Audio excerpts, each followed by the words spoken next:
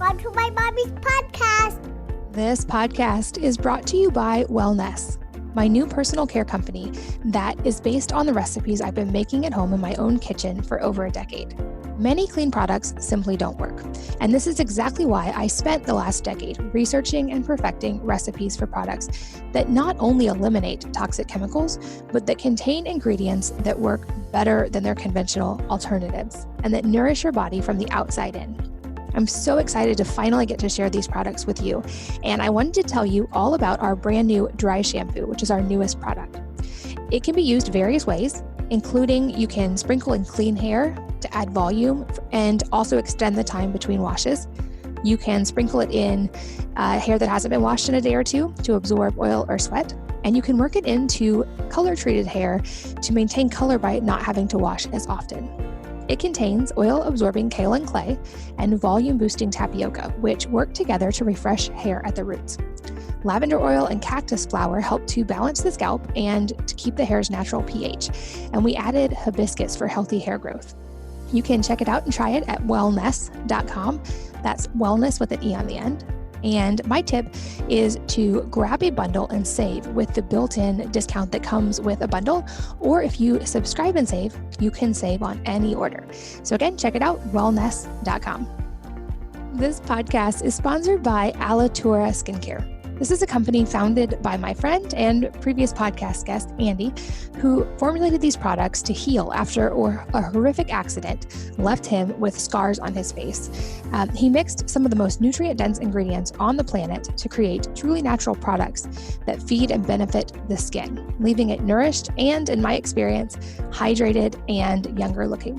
I know from talking to Andy that he has literally gone all over the world to source some of these ingredients and is meticulous and even obsessive about testing them for quality and finding the combinations that work the best. Even the name Alitura means feeding and nourishing in Latin, and I love all of the products that I've tried from them.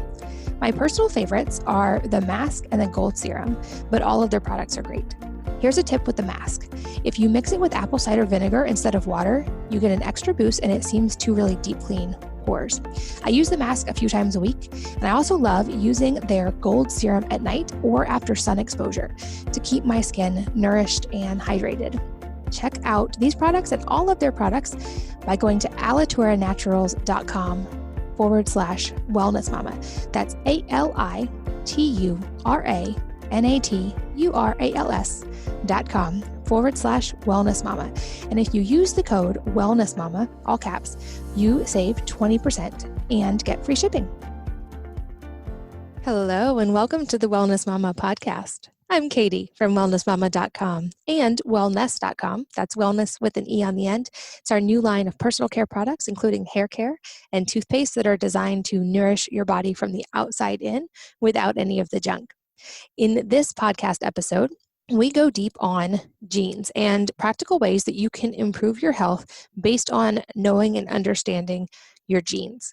I'm here with Joe Cohen from SelfDecode, and he self-explains that he won the genetic lottery of bad genes. As a kid, he suffered from all kinds of inflammation, brain fog, fatigue, digestive problems, anxiety, depression, and a whole lot of other issues that were poorly understood by his doctors. Frustrated by the lack of good information and tools, he decided to embark on a journey of self-experimentation and self-learning to improve his health, like many of us have, something that has become now known as biohacking. And after creating the biohacker's ultimate resource website called SelfHacked, he founded SelfDecode, which is an ultimate biotech software platform for DNA-based health research. And we go deep on that today, explaining how you can use your personalized genetics to understand health recommendations and how to meet your goals through a combination of these different types of science that are now available. Very fascinating episode. I think we'll have to do a round 2 eventually because there's so much to cover on this topic. But for now, let's welcome Joe to the podcast. Joe, welcome. Thanks for being here. Thanks for having me, Katie. I'm really excited to jump in and learn from you on mainly a ton about our genes, but more specifically how we can use that knowledge in a practical way to improve our day-to-day lives or potentially to improve health-related outcomes, especially as we age. And I think this is so fascinating because at least from the research I'm seeing, we now know so much more than we did even just 10 years ago that it feels like this is like an endless research topic, and it's so fascinating to me. I know it's also top of mind right now for a lot of people, with a lot more being in the news about different genetic factors related to immune health and to respiratory infections. And I think that we have the ability to look at this data in a unique way. So to start there, I'd love to kind of start broad. I have a question from you regarding the castle analogy, and I'd love to start there if you could kind of explain that. Yeah, definitely. So basically, you have to think about the immune system as a castle, right? And this kind of, it also ties in, it's going to tie into the genetics as well and how that plays in. Like, because we basically categorized an individual's genetics into three different categories. So if you have a castle, for example, the first way, let's say if you have an invading army, what the invading army is trying to always do is trying to find a weakness in the castle, just like kind of like Game of Thrones. They're trying to find, castles are very fortified, and they try to find this weakness, some underground tunnel, some kind of piping system that maybe, is easy to get into, that's not very well fortified. And so if we look at it like a respiratory infections, we could use COVID as an example because that's the most in the news now. A very important gene that is mentioned a lot is ACE2, right? And what that does is that's basically like an entry system for the coronavirus. It's kind of like this, the enemy found a way to get into the castle. They found this, this piping system that they were able to get into the castle.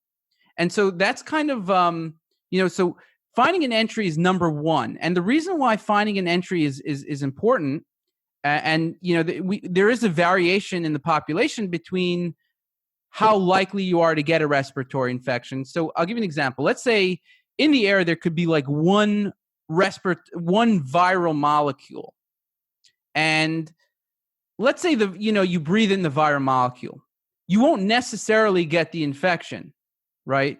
So the reason is because it also has to do other things after that happens, right? If there's just a soldier running into the castle, they're not necessarily just going to be able to get in, right? They have to be have that weakness, or that that genetic kind of variation, that weakness that allows them to enter into the castle. And so the ACE2 is kind of like the piping system that allows an invading army to get in, let's say the coronavirus army to get in. And that's kind of in the news a lot. So that's one thing. Entry is one big topic. Another topic is, let's say you have your frontline soldiers. So once a virus does get into the body, you always have this kind of first line response that you could still ward off. You could still mitigate the damage. Let's say some soldiers get in, they already found their way in, but your body was able to mitigate the damage, and there wasn't that much collateral damage that was done. There weren't that many symptoms. And so what we see is, let's say in COVID, a lot of researchers are saying up to 50% of people are asymptomatic. And that, every kind of infection, really, there's almost everyone, there's a lot of people who are asymptomatic, and it could vary. But the point is that, we're seeing that there's a lot of asymptomatic people, and because that can depend on your first line response to an infection, whether it's COVID or something else. And then the next area that we looked at with regard to genetics, and just in general, this is what you want to think about, is kind of the emergency response. So in a castle, you have kind of like, let's say the last response when the castle has been breached and the bells are ringing. It's just, you got to do whatever you can to get that virus out, the invading army out. If you're going to be killing your own people, right, you might do that, right? In order to get this, in order to get the invading army out. So if you have to throw fireballs that are also going to kill some of your own citizens, it's something that you may do if they're ready. It's either that or the castle goes down. And so that is actually one of the biggest components of what we're looking at, because that's really where really things get bad, right? And so that's, for example, like the inflammation. And IL-6 is a good example of that. But there's really many, many inflammatory molecules that you can have genetic predispositions that can go overboard, right? So in the castle, it could be some kind of last line of defense where it's just, everyone's just doing whatever they can and collateral damage is done. In the body, it's kind of like IL-6. So IL-6 has, interleukin-6 has some, you want it to be balanced. If it's at a normal low level, it can help fight infections. But if it gets too high, then it can start killing your own cells and wreaking damage.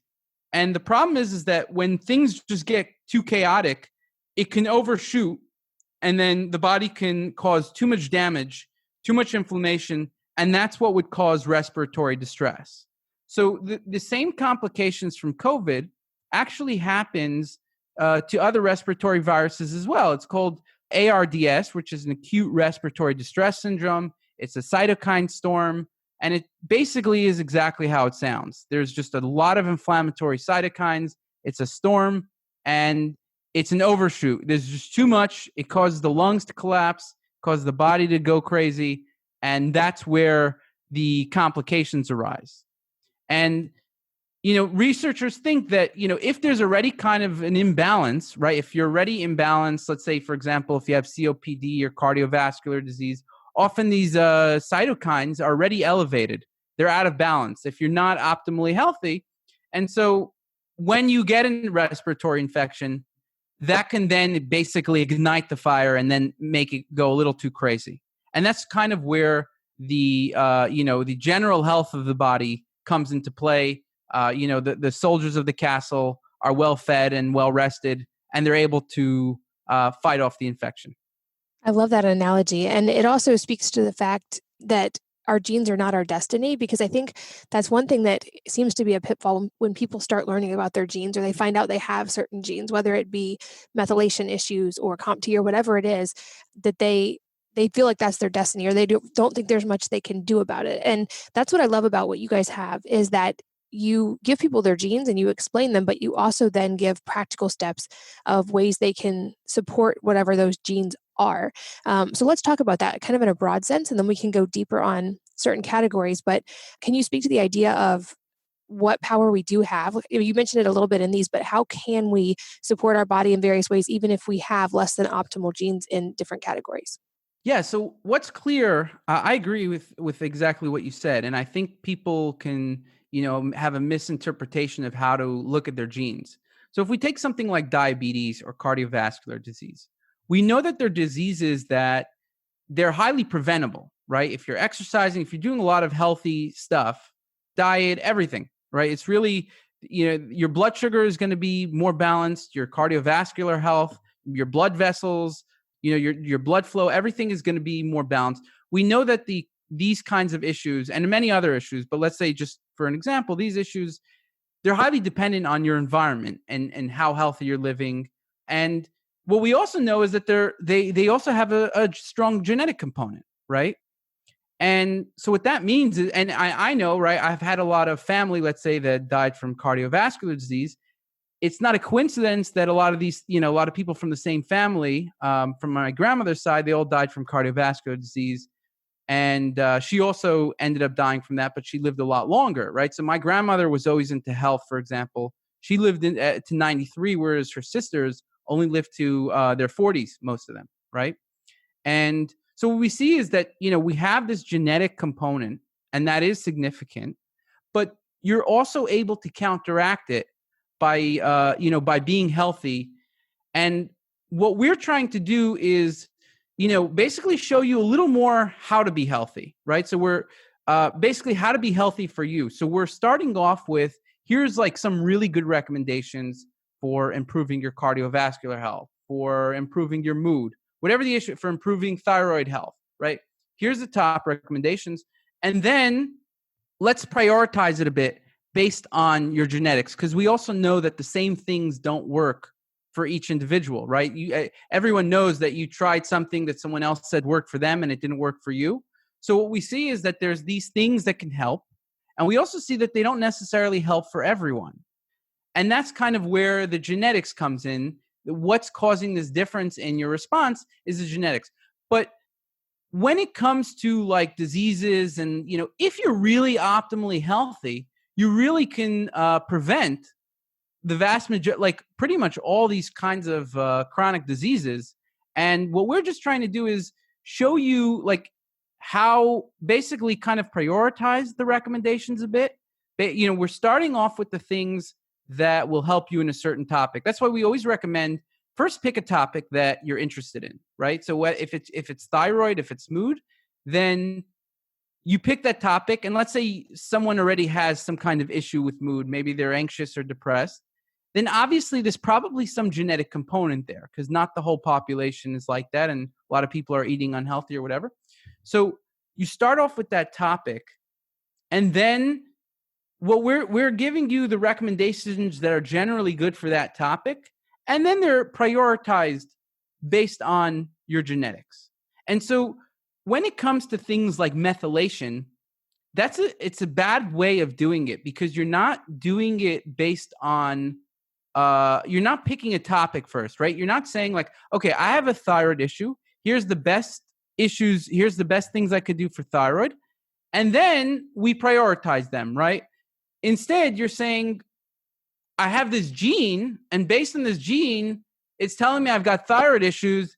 And then this is causing like all of my problems that I've ever had in my life, right? And it's usually not the case. It could be contributing to one issue or another. But the point is that the way that the methylation, like going about it with just one gene and then concluding a whole bunch of things from that, I think is the wrong approach. And the bottom line is, like you said, that we don't give information unless there's something you can do about it, right? There's what we found is that all these genes, there's always some kind of lifestyle, some kind of supplement, something that will be healthy for that topic that will also counteract the negative effects for that gene. Gotcha. That makes sense. And it makes sense to link them to symptoms and actual outcomes versus, I think you're right, methylation was a big topic as people started to understand that. And there were a lot of articles that came out about the MTHFR variations and what that meant. So to go a little deeper on that, are you saying, like, are there recommendations that we can implement based solely on genetics, or do you think you have to weigh the symptoms as well? So in other words, does everyone with certain MTHFR mutations, for instance, need to take methylfolate, or is it more nuanced than that? So in general, I think not, right? There are some exceptions, but as a general rule, if you have a certain variation for a gene, it does not mean you should do something, right? If you have a variation of MTHFR, let's say, and you're eating a natural diet and your levels of folate are high, right? You're not taking synthetic folate. That's not doing something, right? You're just not taking synthetic folate. Your homocysteine is low, so you're checking your labs. And if you don't have any symptoms that have to do with that, right? MTHFR could have to do with anxiety and depression. It could have to do with heart disease. But a lot of these symptoms often have to actually, like, the homocysteine, for example, you generally has to be higher for the effects. It's the homocysteine is a good way to see actually how your methylation is. So MTHFR would be something good that then tells you here's the labs that you need to check, and that's actually the reason why we're integrating labs into SelfDecode, because we don't think that you look at your genes and then you make conclusions. No, you have to make sure that if you could check a lab, then you should. With MTHFR, that's a great example for that. If you could check, if you want to make sure you're also connecting it with a symptom that is bothering you or something, whatever it is, right? If it's a mood problem, then yes, and you have negative variants of MTHFR and your homocysteine is high. In that case, you want to do something about it, right? But just having the negative variants is not enough of a cause to want to do something about a gene. Gotcha. Okay. What would be some other examples to keep it broad, and then we'll kind of dial in of categories that you feel like people typically will have symptoms line up with different genetic variations, and then because of that, have recommendations that can make a big difference for them in categories. I know in SelfDecode, I'm looking right now, there's ones related to longevity, to metabolic health, inflammation. Are there categories that seem like to have a strong correlation there? Yeah. So let's say if we take mood, for example, right? a mood issue can be caused by a number of different issues. And as we see, let's say, there's a big controversy about are SSRIs helpful? And, based on my understanding and what I've read, they can help a certain percentage of the population, but they don't necessarily help most people who take it beyond the placebo effect, right? And that's an example of where genetics can come into play, right? Not SSRIs in particular, but just knowing if low serotonin is a cause of mood problems, right? And so for me, for example, I know I have a lot of genes related to serotonin that would be improved by serotonin, right? And so something for me, for example, once I figured that out, I started taking 5-HTP and it started helping me, right? I had a good effect from it. And I've seen this in other cases too. When I was dating someone, she had very severe mood issues. And we looked at her genetics, and she actually had the serotonin genes, quite a few of them. And she changed overnight from 5-HTP and one other supplement, lithium ortate, right? She's never actually wanted to go off of them because she's never wanted to test it out and see which one or both of them. She thinks it's both of them, but essentially her life changed overnight from that. And that's something that I was able to see firsthand, right? A lot of these people who have success stories, I can't see them firsthand. But the point is that if we're talking about mood, it could be serotonin related. It could be some kind of biochemical pathway that is related to mood in a different way, right? And something like, there's, many other things could be good for that. It could be dopamine related. It could be GABA related, right? And then there's basically like there's just a whole bunch of, it could be like a neurogenesis related. So some of the drugs or some of the supplements, most of the supplements increase neurogenesis in some way. Exercise, a lot of these kinds of healthy behaviors contributes to neurogenesis. So for example, I have lower BDNF, and that's this brain derived neurotrophic factor. It's basically like it's water for the brain. It helps the neurons grow. I have lower levels, and I know that if I don't get enough sun, or if I don't, it's either sun or enough exercise, my mood dramatically goes down. And some other people might not experience that same drop, but sun is really important. Light and sun is really important for increasing BDNF. And that's why I always want to live in like a sunny area, because for me, it actually it really has a big effect on my mood. And even though it has an effect on everyone's mood, probably more in mine, just because I have these variations in the BDNF gene. Got it. That's fascinating. And from reading through my own report, it seems like sun exposure and vitamin D, that is something that seems to be supportive of quite a few different potential genes. Is that a common theme?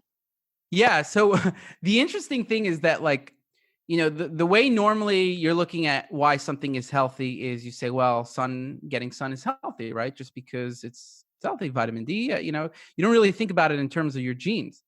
But then when you actually like dive into it, right, you see the biochemistry of it, you say, interesting, it counteracts the negative effect of this gene on this issue, right? Whether it's BDNF and mood. So it increases BDNF and it can improve mood. We already know that it improves mood, getting outside, being in light, right? But we see more detailed how it can improve mood. And we also, and so we see not only from, just general studies saying, like, let's say, the more you are outside, the happier you are, whatever. If you live in a sunnier location, you might be happier, whatever it is.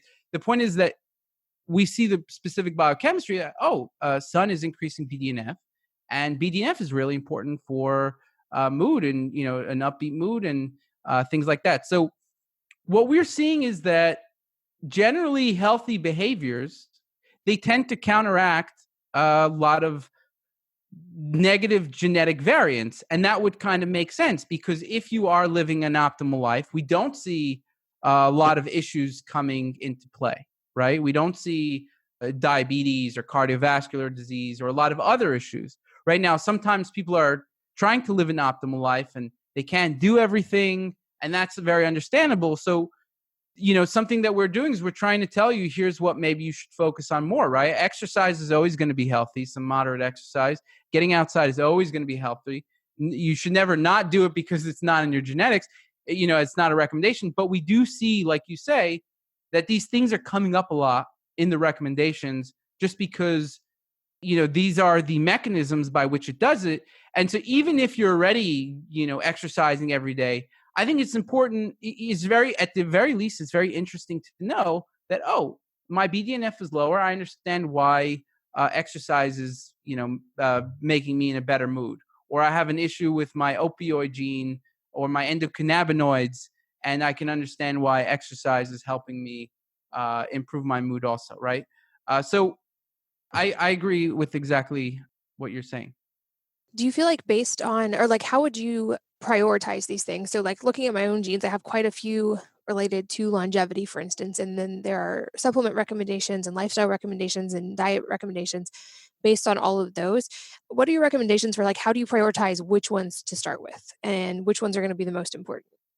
So number one is, again, yeah. So number one is all the recommendations for a specific topic we always take into account as a very important factor how it impacts the topic. So if we're talking about a longevity report, we make sure that every recommendation is good for longevity, whether it's improving your genes or not, right?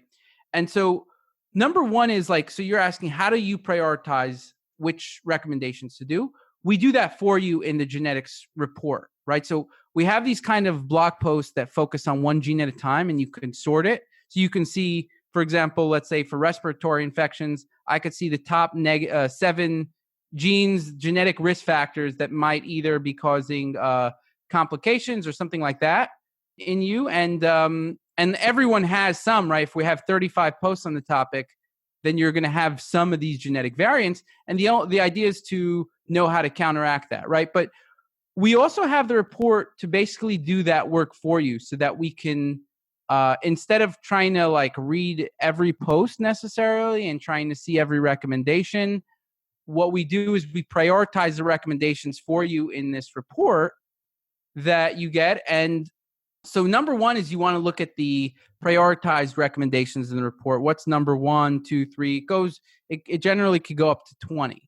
And the other thing is you want to scan the recommendations and say, let's say you're looking at your symptoms and your lab tests, or you're working with a doctor or some kind of health professional, and they, let's say, recommended something, and you say, oh, you know what? This is coming up on my report also. Let me check more into that, or something like that, right? So a lot of it is, even when we're already taking into account the general category that we're working with, whether it's respiratory infections, so everything within the respiratory infections recommendations, they have some kind of study showing that it can help respiratory infections. And we will provide that information so that you could see.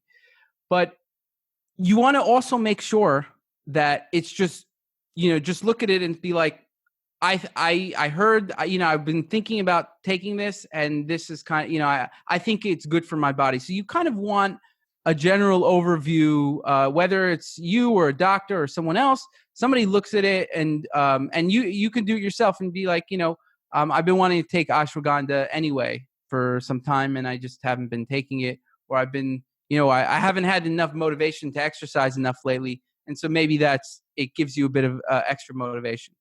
Gotcha. Yeah, this is fascinating. I've been diving into my own data and looking at all the recommendations. And it really is fascinating to see all of this that we have information on now. It's fascinating. Going back to the respiratory side and the immune side for a minute, what are you thinking? Like, obviously, immune health is a huge topic right now, and it's probably going to stay that way for quite some time. Are there any commonalities in recommendations there, or especially problematic genes that people would want to know about? And then to what degree do you think we're actually able to mitigate some of these more severe ones that are risk factors? So, as we see in respiratory infections, like a lot of other issues, whether it's diabetes or cardiovascular, we know, with, let's say, with COVID or other respiratory infections, let's say the flu, right? Who's dying from the flu? People who are really old or people really, really unhealthy, right? And so we're seeing kind of the same thing with COVID, which is basically like, who is generally it's people who are unhealthy or are very old. And so it's kind of fitting into the same pattern. And so what that means is obviously that, how healthy you are is going to have to do with how well your body responds to not only COVID, or coronavirus, but any kind of infection. And so that's clear, right? And so what we're doing is, we're giving you things that will help in some way, right? Maybe mitigate the symptoms a bit. Maybe, it should help in some way, lower inflammation, so that you're maybe it lowers the likelihood of your immune system going crazy. What we're doing is we're giving recommendations that maybe we would give anyway just to be healthy, right? Maybe vitamin C, especially let's say if you're deficient on something, right? If you might be deficient on zinc or vitamin C or vitamin D, then that's a no-brainer, right? These are really important for the immune system and you want to start taking them anyway. So we're giving things that are generally pretty good and pretty healthy. Zinc could be a good example. And then we're prioritizing it. And so I do think what we are seeing is like for these genes, we're seeing the same things that we see in other ways as well. There's a lot of healthy lifestyle factors that can counteract negative variations of these genes.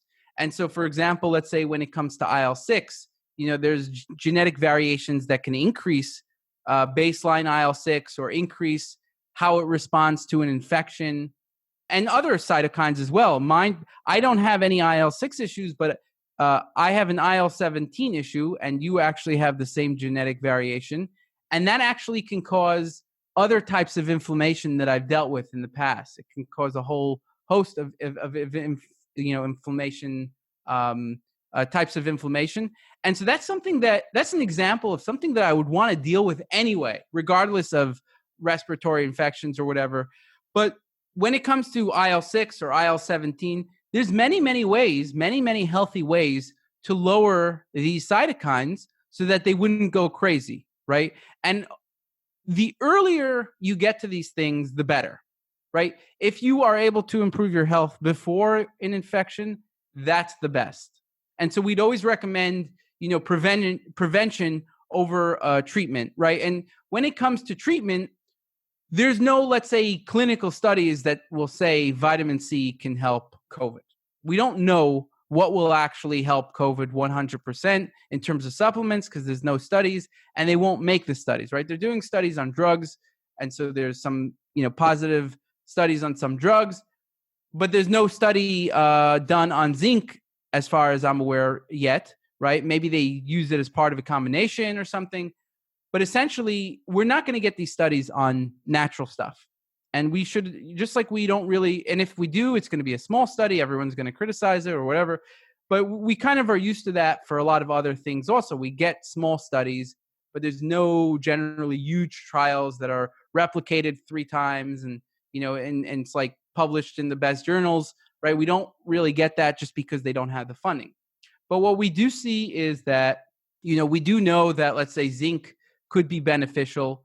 And we do know that it can counteract some of these genetic variants. And we will prioritize that more if we see that there's a good fit between zinc and the negative variants that you have. So I do think that this is something just like we see that you can be healthier and it'll lower your risk. So the healthier you are, before you get it, that's obviously ideal. When you get it, it gets a little more gray, but still, if you're doing things that can help you lower inflammation, I personally think that should help, right?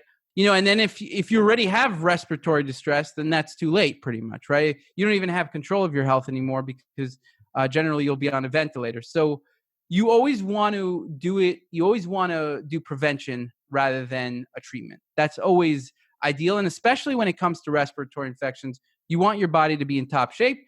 And what we give you recommendations basically to show you, here's number one, how to make your body in top shape with your genes, taking your genes into account, also in a prioritized way. And also that if you do get it, hopefully it'll lower inflammatory cytokines that you're at risk for. And hopefully that will, lower some risk in some way. But in that regard, there's no clinical trials, let's say, generally speaking. Yeah, absolutely. And I think at the end of the day that I 100% agree with you that prevention works so much better than having to mitigate these things once you're already having any kind of active problem, whether it be an infection or some kind of other chronic inflammatory disease.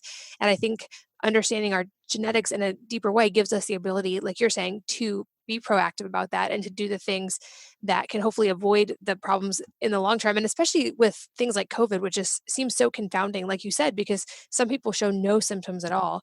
And then some people get very, very ill. These are potentially clues that help us figure out which way people are more likely to go and help people mitigate those things. So I feel like long term, this may be also a hope in being able to decide and know who can safely go out and still maintain normal life and who needs to take more steps to be a little bit more proactive. And I think that the same lesson applies to so many other aspects of health, longevity, and genes, because just like with COVID, some people can get it and be asymptomatic and handle it just fine. I feel like even with other genetic variations, people might be predisposed to something and still never struggle with it or never get it. And that's where that like the lifestyle factors come in. So I'd love to go a little deeper on a couple other genes and just learn about them somewhat selfishly related to my own, but also because they're ones that seem to be relatively common. And one that came up for me was PEMT, which seems to have a connection to fatty liver. Can you kind of give us an overview of what that is and what that means? Yeah, before I go into PEMT, I think you brought up a really great point in terms of genetic risk versus like general risk, right? And so one thing that's really important to know about these things is that you can have a high genetic risk and a low actual risk, right? And in that sense, genetics researchers are having a hard time predicting based on genetics what you will get, right? Because it has to do with so many different factors that are not genetics. And there's many ways to counteract your genetic variants that you might be doing unconsciously, but you're living healthy or whatever, right? So it's very important to understand the difference between genetic risk and just general risk. And so let's say if we get to something like COVID or some kind of other respiratory infection. And by the way, respiratory infections are one of the top killers in the US for sure, and probably the world, definitely the developed world, right? And COVID is just like another one of them, right? So it's just making it worse, but it was already one of the top killers. So respiratory infections and infections in general are a very important topic. But when we're talking about risk, it's very hard to predict, based on your genes, whether you're going to get COVID, whether you're going to, have complications from it, or whether you're going to be hospitalized with it. That's why we actually created another tool that's kind of a companion to it, which we look at certain kinds of data, like, for example, what are your underlying preconditions?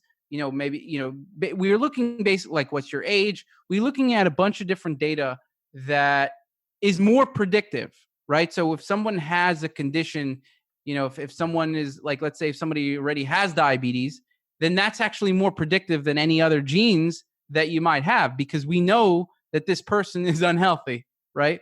And so that's why we kind of, when it comes to genetic risk, you have to be careful that it's just saying, here's like, you maybe have a higher genetic risk, but it doesn't actually tell you your absolute risk, which is why we have that tool to tell you what, based on factors that we can see, right? Visible factors. Here is your risk for hospitalization. Here's your risk of death and things like that.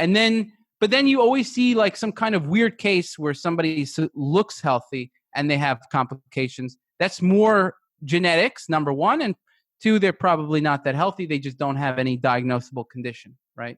So I wanted to get that out of the way of a genetic risk versus general risk. Now, you wanted to look at PEMT. Now, number one is PEMT. So you want to, first of all, like I said, it's PEMT. I'm assuming you're interested in metabolic health with regard to PEMT. Yeah, and also the liver connection. I know fatty liver is a big topic right now. I'm seeing it more and more in the research.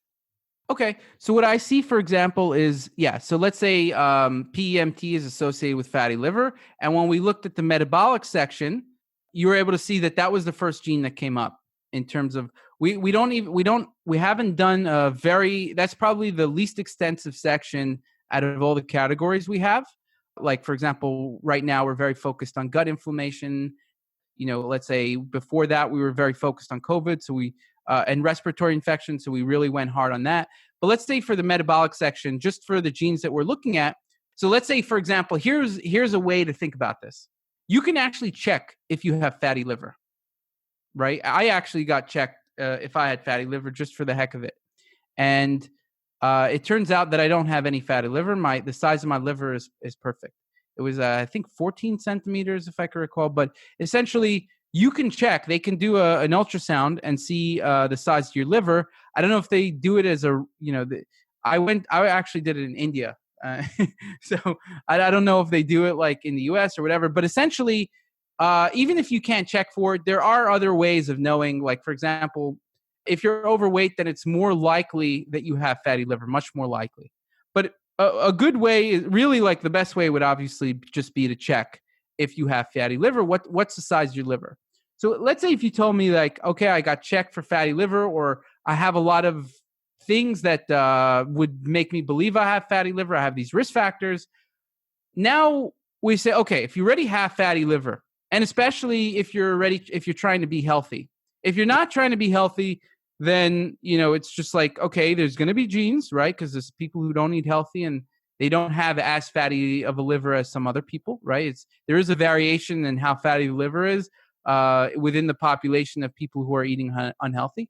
But let's say, so that there's definitely a genetic component, but there's obviously a very strong lifestyle component. But let's say there are always outliers in all these examples, right? There's people who could be doing a lot of things well, and then they still maybe have fatty liver. It's generally pretty rare, but it does happen. And that's where especially you want to look at the genes, right? So you already know, let's say, or you already suspect that you have fatty liver.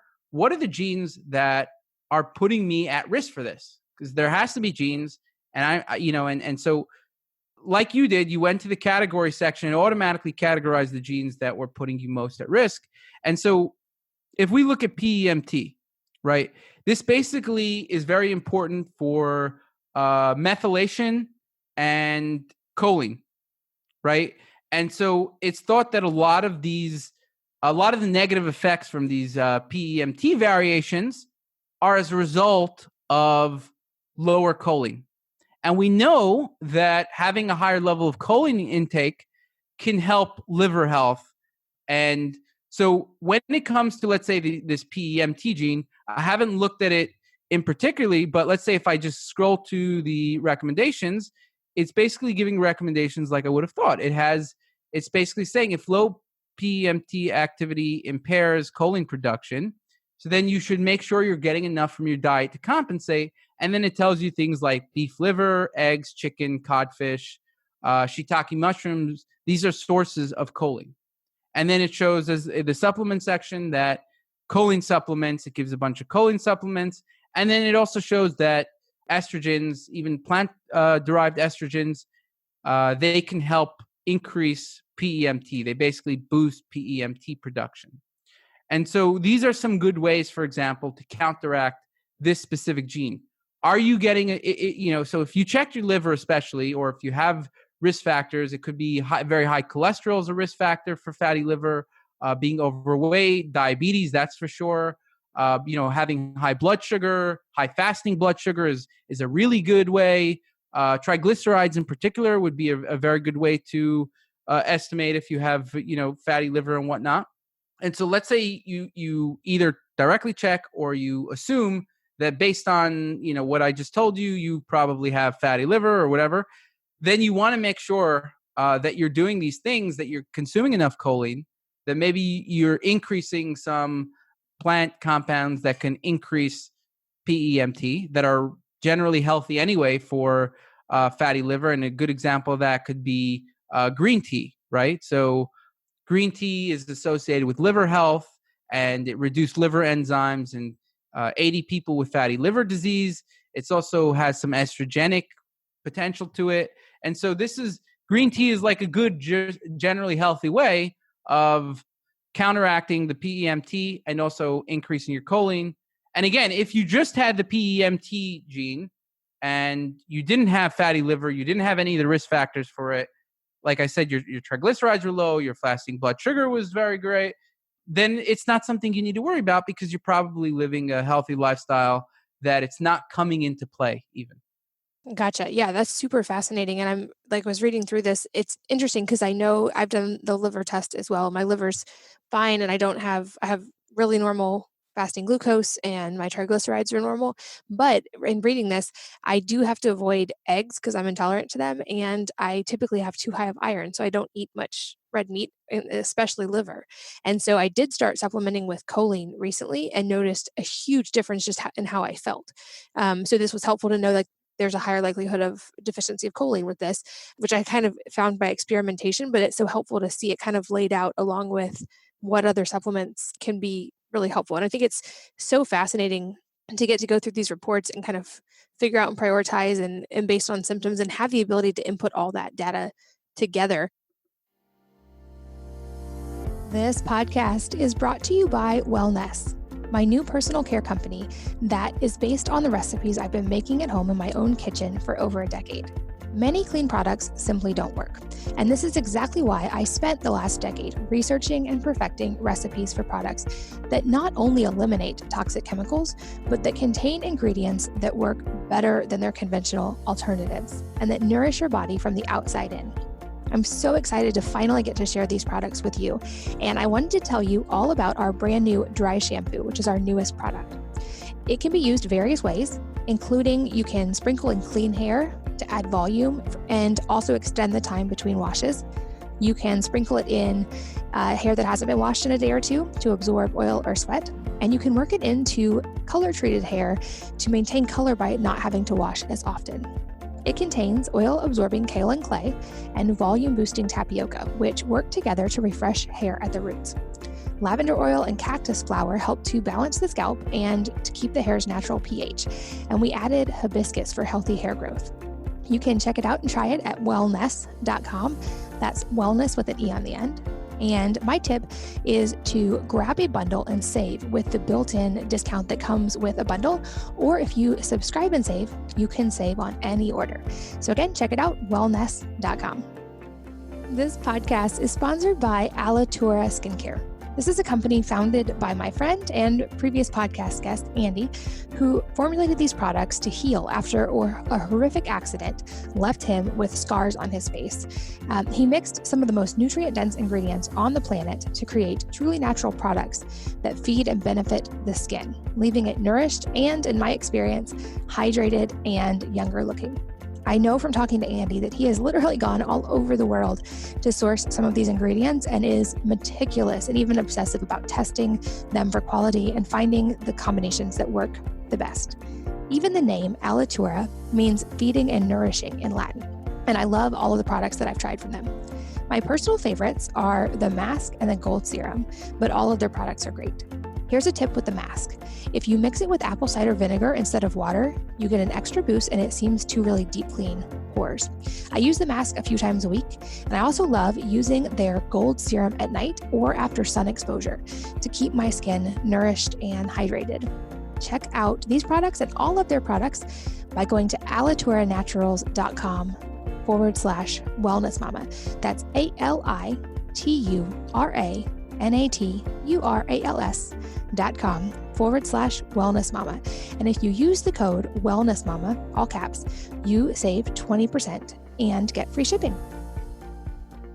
For anyone who's not familiar, who has not done genetic testing before, kind of walk us through what that process looks like. I know that there's a link in the show notes at wellnessmama.fm for anybody who wants to run these reports and be able to see all of this data for themselves, but kind of walk us through the process. Yeah. So I just want to touch on one thing that you said in particular, because I think it was an amazing example of something I spoke about before. So the first thing that comes up is diet, let's say, and you see beef liver, eggs, and like those are two great sources of choline. But for you already know that they're not meant for you because you're sensitive to eggs. I'm sensitive to eggs as well. And you're trying to lower your iron or whatever. So you have other data points that you're looking at. And this is what I was kind of saying before. That's one way to prioritize, right? You're not going to do these things if you already know that there's other reasons you don't want to do them. And so you go to the supplement section and it says choline, right? Take these kinds of choline. And that's essentially what you did, right? So I think the way you did it is not, you don't want to read it and be like, I got to take beef liver. It's telling me I got to do it, right? You also want to, use some common sense and use your general knowledge of your body in other ways to, guide you in that process. And if you don't feel like you can do it, you can, work with a coach or someone else. But essentially, you want this information. You also want to look at it in a holistic way. To answer your question in terms of the genetic process, the how somebody would get started in this, basically you have to, number one, have your genetic file. And there's a question: do you want to get whole genome or not? Right now, getting a SNP chip or whole genome is not going to offer any additional benefit than getting a SNP chip. That a SNP chip is basically like a partial sequencing of your genomes, things that 23andMe and Ancestry do, right? And so we do the same thing. The reason why we offer a chip is, number one, is it's a bit better than 23andMe and significantly better than Ancestry's. That's number one. But and also it integrates better, of course, right? These other companies are often trying to not allow you, they're making it harder basically to upload your stuff to other companies. So we allow you to just buy it, get, use the swab, send it back, and then it's automatically uploaded. So it's a bit easier. But in addition, a lot of people are very insecure about their data privacy. That's the number one issue that we have. And it's actually a very important issue. And so first of all, our whole team is very, very aware and very concerned about data privacy. And, it's not part of our model to sell data to pharmaceutical companies like 23andMe or Ancestry.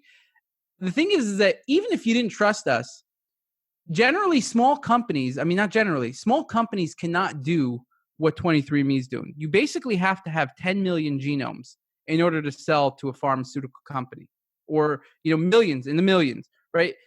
We're a boutique, genetics company that is, we don't have 10 million genomes. Even if we wanted to sell it, we would. And again, we're very, very against that. So that's the other reason why we offer our own chip for people worried about genetic privacy.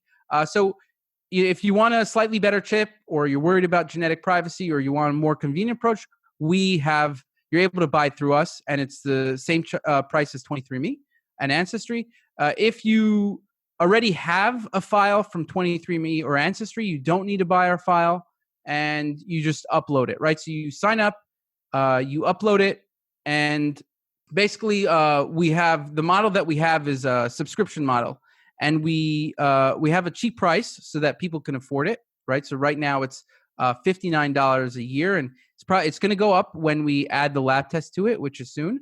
But essentially, the reason why we have it based on the year is because we're always coming out with new science, new reports, new blog posts, new risk assessments, new lab assessments, and a bunch of new information that you can constantly keep up to date with, right? It's like you can we're making it so that you can use it daily. And so that like you can read the blog daily and see what's the new information coming up, whether it's about COVID or respiratory infections, or it's about, some other issue that maybe came up, or you just got your lab test done. So with our personalized blog, which is what we were looking at, right? It's basically, we have blog posts coming out very often, right? And you're able to read that like pretty much every day and look at it's all personalized instead of something that's not personalized. It's very personalized for each person. So the content actually changes. The recommendations, the content, the risk faces that you get, they all change based on your genetic variations. And so basically somebody would, number one, they have their file, they upload it. If they don't want to, they could download a couple reports, get some recommendations about the topics that they're interested in. I always recommend, what are you interested in? If you want to improve cognitive function, we have that. If you want to improve longevity, we have that. These are kinds of things if you don't have a problem, right? If you have some kind of problem, or you're very concerned about something, it could be respiratory infections, we recommend looking at that specific thing and then that specific report and following the recommendations there, assuming it fits in with your general understanding of what's good for you, right? And then the other thing is the blog. which is really important. You can look at the specific genes. The report does include information, but the blog is way more comprehensive. And so you could categorize based on, here's the category I want. So let's say you looked at metabolic health. I'm interested in metabolic health. You see, and then it shows you which are the posts that are most important for you. And PEMT came up first. And it turns out that it is probably the most important for you, definitely from the posts that we have, the genes that we have. And so then you look at that and you look at the recommendations. And so that's essentially how an individual, and then we also have this, genetic symptoms and conditions analyzer where an individual, let's say if we don't have the topic, they can look at SNPs in some area, and it just requires some more digging in from themselves. But we have this whole platform that allows people to dig in different ways, right? But the report and the blogs are much more hand-fed, whereas the rest of the platform, you have to put some time into it. But that's also very helpful, right? You could look up any topic and it'll show you what the SNPs are that are related to it. So essentially that's how, and then an individual can cancel at any time if they don't want to be on the subscription. And so that's essentially how an individual would get started in this. I love it. And like I said, I'll make sure that there are links in the show notes. People can find all of that. I know that there's also a discount code that you guys have offered, and that will be in the show notes as well. I think we'll have to do a round 2 one day as well, because I think this topic, truly, we could do a dozen episodes. There's just so much information and more coming out all the time. Like you said, you guys have new reports all the time. I just was excited to get you on to talk about the genetic risk factors when it comes to respiratory disease, because that's so top of mind right now. And it really is helpful to see, like in my own data, and I'm curious to do it with my husband and my kids' data as well, what those risk factors are and ways that we can support the body and kind of understand all of our own risk as we navigate this whole chaos right now. So, Joe, I'm just so grateful that you were here and that you've shared all of this. I definitely would encourage any of you guys who are interested to check out the links in the show notes at wellnessmama.fm, and I'll also post those on social if you are listening when this first comes out. But Joe, thanks so much. This is so fascinating. Like I said, I think it's a topic we're going to just continue to learn more and more about. Thank you so much for having me. It was definitely a pleasure. And thanks as always to all of you for listening, sharing your most valuable asset, your time with us today. We're so grateful that you did. And I hope that you will join me again on the next episode of the Wellness Mama podcast. If you're enjoying these interviews, would you please take 2 minutes to leave a rating or review on iTunes for me? Doing this helps more people to find the podcast, which means even more moms and families can benefit from the information. I really appreciate your time, and thanks as always for listening.